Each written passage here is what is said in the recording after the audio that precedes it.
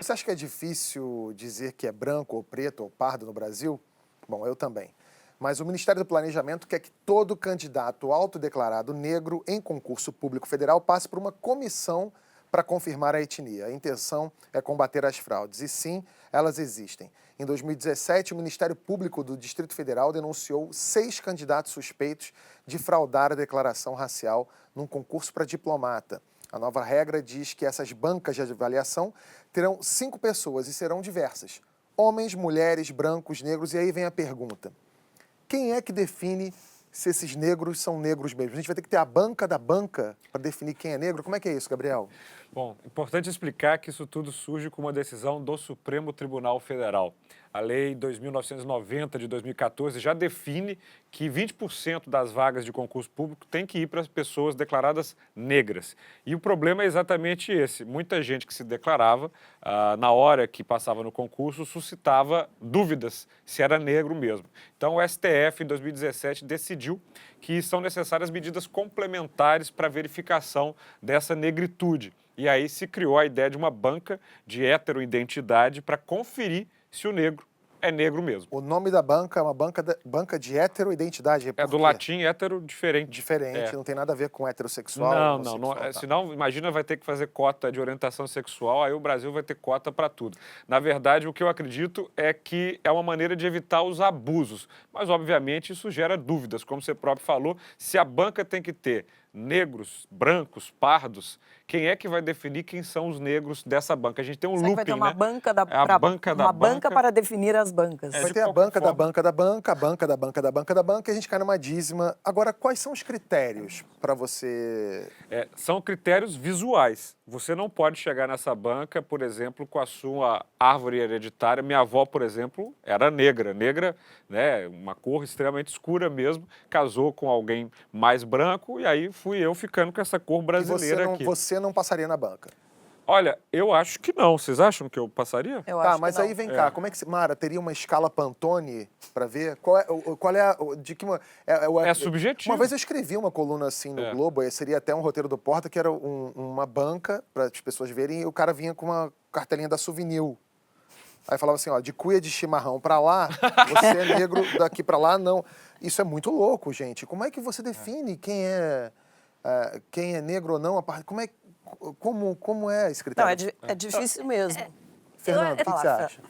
Olha, eu acho assim, tudo isso está completamente errado pelo seguinte fator: 6 casos o Ministério Público pegou.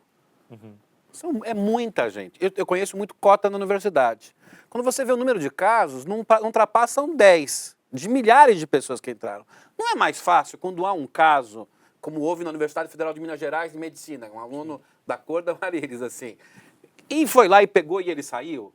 Porque quando você começa a criar, isso vale não só para cota, vale para tudo na administração pública, começa a criar regra da regra da regra da regra, fica pior, fica mais custoso para o Estado, fica mais difícil saber qual é a regra que define a regra da regra. Fica um risco maior dos caras que vendem facilidades Mas para descumprir óbvio. a regra, aumenta esse risco. É muito simples resolver. Se foram 6 casos, é porque é pouco. Se é pouco, é mais fácil você resolver. Alguém denunciou, etc. Cria-se ali um grupo, o próprio Ministério Público. Então a gente está criando uma burocracia para algo que não precisa. Ao contrário, eu acho que a manchete dessa história é o seguinte: a coisa das cotas deu certo.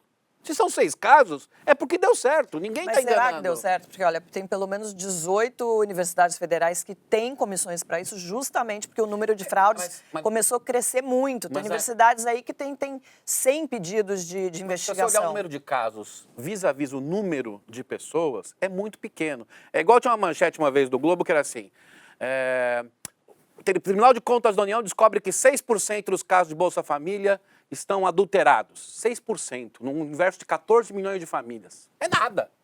A gente tem que começar a pensar um pouco mais matematicamente essas coisas. E aí você ataca o problema. Ataca o problema. A gente, na verdade, no Brasil, tem que usar mais gestão de risco. Procurar naquilo que é exceção. Porque no Brasil criar regra para tudo, o Brasil é o país do cartório, do atestado do batismo, etc. A burocracia herdada. Né? Regra para tudo não adianta, não melhora a gestão das coisas. As universidades criaram comissões internas criadas pelo próprio conselho universitário. Até acho melhor isso do que definir quem vai ser o branco e o negro, o japonês da comissão. Quer dizer, isso não faz muito sentido. Então, eu prefiro sempre, a gente fala isso em administração pública, o alarme de incêndio e a patrulha de polícia. A patrulha de polícia é você querer controlar todos os atos. O alarme de incêndio, tocou o alarme, vai lá e resolve. Porque senão vai criar a comissão, que vai criar a comissão, que vai depois ter uma outra comissão para controlar a comissão. É impossível. E, repito, e essa comissão recebe, né? Esse dinheiro sai de algum lugar. É óbvio, é custo de alguma forma, na verdade. E ela tem a última palavra. Se a comissão definir que a pessoa não é negra, está fora. Mas ela pode recorrer. Eu acho que as pessoas mentem menos do que se imagina, no certo sentido. E sempre lembrar que STF, de novo, né? Eu falo aqui no programa, a Corte Constitucional definindo uma série de detalhes do país, atolando a vida dos ministros. Não é exatamente novidade. Por exemplo, a ABIN, que é a Agência Brasileira de Inteligência, já tem uma comissão assim. O próprio STJ também tem uma comissão assim. Eu fico um pouco dividida, porque ao mesmo tempo que eu acho que realmente você burocratizar mais ainda uma coisa é ruim, a gente já vive num país tão burocrático. Por outro, quando você começa a ler e percebe a quantidade de casos de fraudes aí que estão sendo investigados, principalmente nas universidades, eu fico pensando, será que de fato não é necessário que tenha? Eu acho que havendo a denúncia, você vai lá e averigua. Sim. O número é pequeno frente ao número de pessoas. Hoje nós temos 50% das vagas das universidades federais, isso tem que ser dito, em cotas. Se você contar isso em termos de número de vagas, é universo de milhares. E a gente vai lá e vê denúncia tal, que não vai chegar a uma centena. É mais fácil a gente fazer uma denúncia. Vou dar um exemplo no mercado financeiro. No passado era muito normal, quando o povo usava muito cheque. O que eles faziam? Até um determinado valor, o banco não conferia a assinatura, ele pagava. Claro.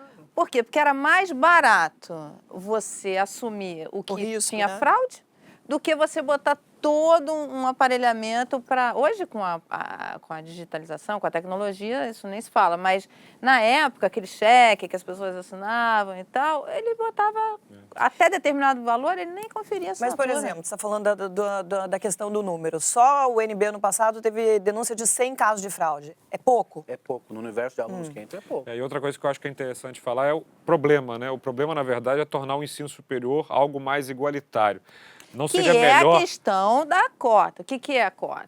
É uma questão socioeconômica que você tem por trás disso, porque os Por negros... isso que eu digo, não seria melhor esse país decidir investir mais no ensino fundamental, né? Porque a gente tem uma pizza e essa pizza vai quase toda para o ensino superior. Então, ou seja, na hora em que as pessoas estão chegando para a faculdade, quem estudou em colégio particular, quem teve mais condições, chega com facilidade. Enquanto a base da nossa pirâmide educacional não tem os investimentos e os cuidados. Aí tenta se resolver vai demorar depois. muito tempo, né, Gabriel? Exatamente. Leva muito tempo. A cota tem que ser uma coisa provisória por um período de 20 ou 30 anos. Eu fui nos Estados Unidos ver vários exemplos. E o que eles transam? A cota é você criar exemplos para as pessoas. Porque os negros não vão chegar à universidade com as cotas. Porque eles caem antes de terminar o ensino médio. Sim, é isso que ocorre. As estatísticas do Brasil mostram isso. Então não vai ter uma proliferação de negros na universidade porque eles caem antes. É uma questão de tempo mesmo e não é um tempo tão curto, não. E é de ter exemplo. Representatividade. Representatividade. Eu fui numa igreja... Mas sem descuidar da base da pirâmide, senão isso não vai mudar nunca. Lógico, mas isso vai demorar 20, 30 anos. Eu acho que são duas coisas diferentes, né? Uma coisa, você não a gente tem que cuidar da educação infantil, claro que tem. Mas se você esperar que esse problema se resolva, você mantém um outro problema lá, Só condenando. Sempre ser preocupado de mexido. estar fazendo as duas coisas ao mesmo tempo. Eu acho que é legal da cota é que isso a gente está usando muito pouco no Brasil, que é a ideia do exemplo. Sim.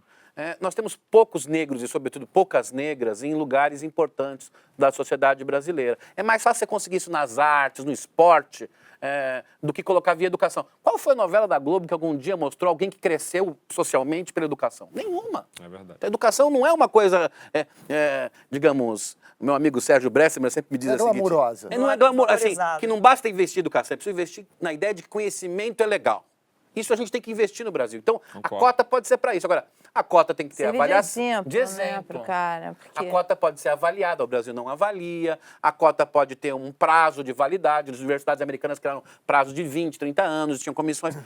É que o Brasil é o país do Fla-Flu, então, ou seja, todo mundo tem que, ou é cota ou não é cota. Não é isso, eu acho que tem um processo de mudar. Isso está mudando a cara da universidade brasileira. Não, já mudou. Isso é já impressionante. Já mudou. A boa parte dos professores não sabem o que fazer, porque não são só os negros, são os pobres, né, Mara? Porque uma parte da cota é escola pública. Exatamente. E as universidades não estão minimamente preparadas para isso. É bom, é um bom problema, na verdade, né?